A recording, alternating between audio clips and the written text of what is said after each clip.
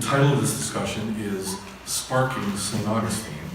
The subject of this discussion is the role of the digital humanities in education and in historical communities like St. Augustine, and how educators like myself and historians like Megan, Bob, Charles, Jeanette, and Chad are collaborating to bring St. Augustine's history into the 21st century. There are three parts to my talk tonight.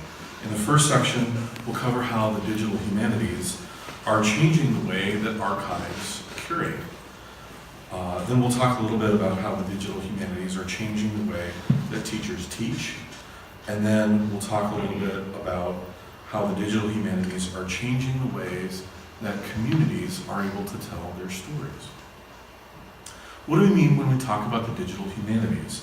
There are many ways to describe the digital humanities, but for me, it boils down to two things: access and action. Access and action, or access for action. So I'm going to go through some examples of what we're working on here with the St. Augustine Historical Society to demonstrate how we're making the contents of the society more accessible, but we're making them accessible for something, to spark St. Augustine into action. First of all, the digital humanities are changing the way that archives are able to be used. In traditional models, the purpose of archival research is for publication. For example, that's fun to work. For example, the Richard Twine photography collection, as Megan already said, is one of the St. Augustine Historical Society's most important collections. The Society received a special grant just recently for the improved storage of the glass plate negatives. Most of the initial research that's been done with the Richard Twine photos is for publication, as in the new issue of the Society's newsletter and in this older publication from 1990. Over the last year, I've been working with the Historical Society in the curation of an exhibit featuring the subjects of Richard Twine's photographs. In a revision of my Digital Humanities course in this spring at UNF, my students will be identifying the subjects of Twine's photographs, then researching the lives of Twine's subjects using several sources of data: school records, city directories, newspaper articles, and even Ancestry.com, Bob's favorite tool, to bring to life these important members of the community. The students are going to then enter this data into digital curation software to create a newly reassembled version of Lincolnville, a version based on Twine's photographs. I'm going to talk a little bit about that in a minute, but for my purpose right now, I want to discuss how the digital humanities are changing the location of the archive. Where are the Richard Twine photographs? Well, the Twine photographs are, as Megan said, in a refrigerator on the first floor of the St. Augustine Historical Society. Where is the St. Augustine Historical Society? The society is at 6 Artillery Lane, right? Archives are permanent locations, repositories of the past. There's the archivist who, according to Jacques Derrida, holds both the commencement and the commandment, the authority over what is in the archive, but also the authority to choose what enters the archives in the first place. However, the digital humanities are changing the permanent nature of archives and of archivists. Where are the Richard Twine photographs? Yes, they're in a refrigerator on the first floor of the Historical Society, but they are also on my students' computer screens.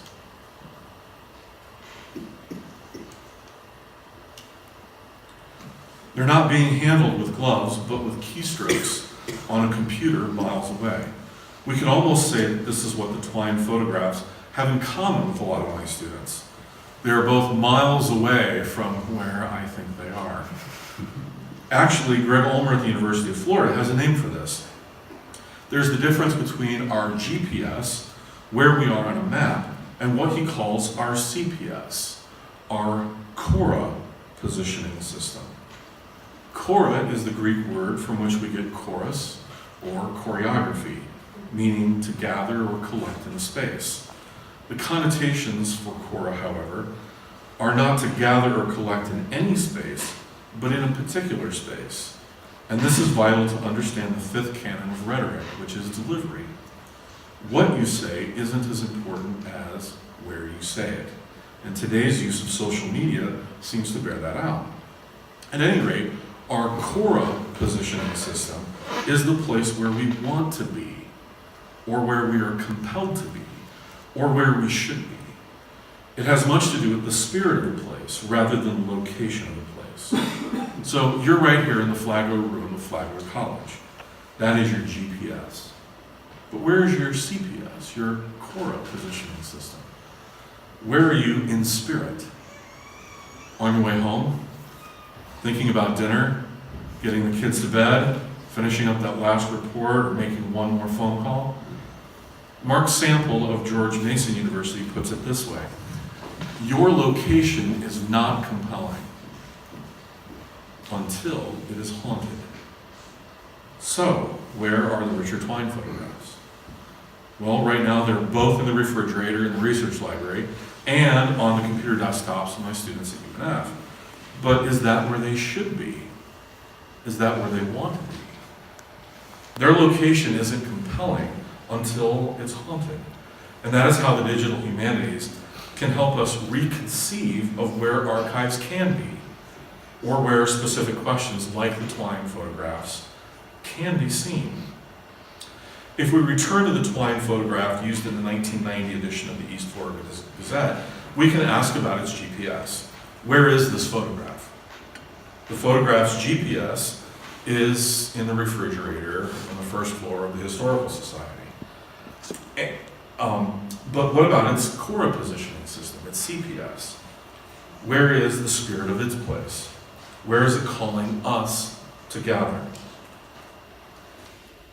The location of this photograph is the Emancipation Parade, is on the corner of Marine and San Salvador. And that's its Cora position, the place it wants us to gather. In this sense, location is never neutral. There are no empty spaces, empty street corners, but spaces that are sets of relations. And we can reconnect this photo's spirit with its location through the use of digital tools. In this example, I've placed the photo at the corner of San Salvador and Marine, and it is made visible on one of the markers for the National Cemetery at that location. So if we re-ask the question, where are the Richard Twine photos, we can answer truthfully that they are in a refrigerator on the first floor of the research library.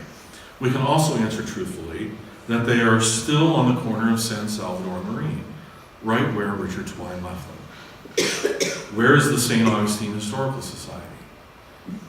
Where is the library? Is it at 6 Artillery? Yes, but it is also anywhere it wishes to go as well. And through your support, you make that available. You can give it that mobility in the years to come. The digital humanities are not only changing the way that archives can curate, but they are also changing the way that teachers can teach. Because archives are no longer site-specific, collections like the Richard Twine photographs function as a course text, and the data from city directories or newspapers are the source material that my students quote and cite. There's a great benefit for students in utilizing primary source materials, and especially in the English classroom. In their often cited 2012 article, Jonathan Buell, Tamer Shute, and Ann Fields found that students wish their introductory courses had focused less on critical theory and more on the practical aspects of research, such as working in the archives. Students reported that only focusing on published text and not records or those crazy things you find in the archives really narrows down what you can think about, what interests that you are able to cultivate as a student. By teaching with archives, it often increases the agency of the student in the classroom. They are able to piece together their own course list or their own source list that goes beyond searching on Google or other online journals. What's happened in my own collaboration with the Historical Society is that my role as the teacher is being altered. For example, in the current class I'm using with the Richard Twine photos, I wasn't responsible for developing the course list. Chad Germany was. In fact, in our weekly meetings last fall, he gave me homework, lots of it. I'm still not happy about it. I'm glad he's not here. I know he's in class. He gave me lots of homework and even gave me the workflow chart of how my students would be using the materials in the collection. In this new network, I become more of a facilitator between the historians in the research library and my students in the classroom, rather than as the authority figure in the classroom. In addition to changing how teachers teach, digital humanities are altering the way in which community-based partnerships are assembled and maintained. In their history of service learning and English studies, Laurie Grobman and Roberta Rosenberg write that community-based learning programs began in English departments out of a desire to take literature off the page and into the community. Many of the most long-standing service learning programs focus on college students reading to school children, for example. However, Grobman and Rosenberg identify two problems that service learning courses usually must overcome. The first is the savior mentality. Students are there to rescue community members or partners from their plights. The second problem they identify is the hit and quit interaction, in which once students interact with community partners or complete a community project, their work is finished. I can certainly attest to these problems in the working of my own classes. In the spring of 2017, I taught a version of our first year writing class in the Honors College. For their major assignment, I wanted students to choose a community partner off of a list created by my university's Center for Community-Based Learning. Once the students chose a community partner, they were required to attend one of the events of that community partner and write about that event. And that was our project for the entire semester, to revise and work on that. The difficulties with that assignment were many. Many community-based partners are understaffed, and students had difficulty getting emails returned. When they did get emails returned, the events that they could go to had already happened or would happen after the semester had already ended. So what ended up happening was that this linear process that I wanted to teach actually worked for about 1/9 of the entire class. They ended up attending church events or events that they were already familiar with. The final reflections of this project were positive, but as expected, they weren't at all helpful for any of the community partners that I hoped would benefit. So last year, I found myself teaching the same first year course with the service learning component. In order not to repeat the same mistakes, I began researching what kinds of prior experiences these students might already have. I quickly began realizing that many of the students already had experiences with community partners that were not on the university's official list or never would be defined as a community partner in the first place. So we decided to start there. But instead of having students write about their experiences, we decided to have students memorialize their experiences instead. A memorial is a digital process by which students use images to see beyond community needs to understand how they themselves are connected to those community needs. So if you'll just follow me for just a minute or two, I want to demonstrate how powerful these digital learning methods can be. The first step of a memorial is the investigation of what is called a pop cycle. A pop cycle is a series of images which correlate to the ways in which we encounter the world. The pop cycle can have anywhere from 4 to 6 major areas: family, education, vocation, entertainment, church, or community. Each student chooses an image which describes the particular epistemology of those pop cycles. So for example,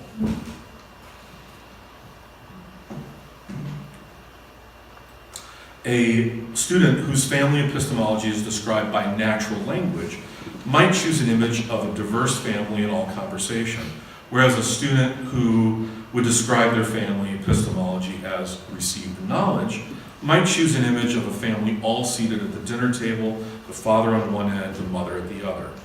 After collecting these images, students narrow these images down to one of the four that they believe captures as many as possible. Students then choose images that they believe describes the message that they should write about, that Cora GPS, that Cora position. The students now have two images, one image that captures the ways in which they view their own world, and another image that captures the message they want to convey. Greg Ulmer of the University of Florida describes it this way: I juxtapose some documents from two domains, my life and the problem, and the human sensory images does the rest. If a correspondence exists, the feeling occurs as an event, unquote. Students begin to notice how the images they chose to describe how they view the world start to correspond to the images they choose to describe the message they feel they need to convey. Ulmer describes this as a me in memorial. Quote, the method is to locate personal experiences that form a pattern, juxtaposed into an emblem that evokes for me and others a moral group subject. What is the trajectory of the pain through me? I don't explain the pain I witness. The pain explains me. Unquote. Students began seeing that they do not explain the community partners or events. The fact that they chose that community partner helps explain them. So in this example that I have up here, the image on the right is superimposed. That's a family photo of the military members of his family. So he said, this is a representation of my family. And as I think about my family experiences, my family had a lot of experiences in Ethiopia on humanitarian missions in Ethiopia. So one of the things that he started thinking about is how U.S. soldiers helped feed Ethiopian children. But what he started to realize is that the Ethiopian restaurant down the street was there to help feed American children. And so he's able to connect this place down the street as a community partner that connects to his own way that he views the world. All right, so thanks for hanging with me with that, right? Because what I hope to do this semester with my students who are working with the twine photographs is to help them understand how they're not choosing the subjects of the twine photos, but how the twine photos, the subjects in the twine photos are choosing them. So already this week, we just started classes on Monday, and already this week, we've been looking at the photographs. One student wrote the following: the photograph that held me up the most was a snapshot of an infant in a crib. I find it strange that looking at that photo, that's all it looked to me. And I didn't feel much towards the baby, but reading the title, Infant in Its Coffin, automatically made me melancholic. Pairing both the title and the photo together completely changed its meaning for me. And it felt like looking at an optical illusion. One moment it looked like a simple infant to me, and then remembering the title, it made me feel something else entirely. So by helping Sarah see how this photograph has chosen her, she'll be able to actually identify what that something else entirely actually is. So you can see how utilizing digital methods with students seems to discourage the savior mentality. They're the ones that are learning. They're the ones that are encountering new ideas. And it also discourages that hit and quit interaction. Your support of the St. Augustine Historical Society is showing students all across Northeast Florida, and particularly at UNF, how these issues have chosen them, how they are drawn further into their surrounding communities and the stories that those communities can tell. So this actually brings me to my final point. and that the digital humanities are changing the way that communities themselves can tell their own stories. As a city, St. Augustine is at an important crossroads. In its attempt to remain the nation's first city, St. Augustine also attempts to remain its place as the center of alternate histories. Because new technologies are making it possible for communities to circumvent official tourist narratives, the conflict between St. Augustine's place as a tourist utopia and a community heterotopia has never been more acute. Utopian communities are characterized by durable inscriptions. Jason Farmer writes that those with economic wealth and clout tend to be the ones who are able to place durable inscriptions throughout the city. If this is true, then we can identify who has the power by what or who is honored in a specific space. While utopias reinforce social norms, heterotopias, by contrast, are single spaces layered with incompatible countersites. These countersites are juxtaposed with one another, often telling very different stories about the same location. In contrast to durable inscriptions, Farmer describes the function of ephemeral inscriptions. Quote, ephemeral inscriptions are similar to durable inscriptions in that they attempt to tell a certain story or life of a place, but tend to be done by those without the power or political clout to create durable inscriptions. These inscriptions often serve to stand in opposition to the legal and authorized ways of storytelling about a place. As a city with incompatible countersites on almost every corner, St. Augustine could be considered a hyper-countersite or a hyper-heterotopia. Almost every corner in St. Augustine is contested as a space, but which stories are allowed to be told there? Only those that reinforce the utopian vision of the city, or those that reveal the storytelling power structures themselves? Through the use of ephemeral technologies such as augmented reality software, anyone can overlay images, websites, audio, video recordings onto any existing landmark or signpost. By overlaying images, websites, audio, or video recordings into these tourist sites, communities themselves can create alternative tourist experiences in St. Augustine, one in keeping with the members of the communities whose stories deserve to be told, and told in those specific spaces. Through your support of the St. Augustine Historical Society, we can reconnect events that have been ignored or neglected to the future of St. Augustine's history, and we can connect St. Augustine's future back to its many pasts. Thank you.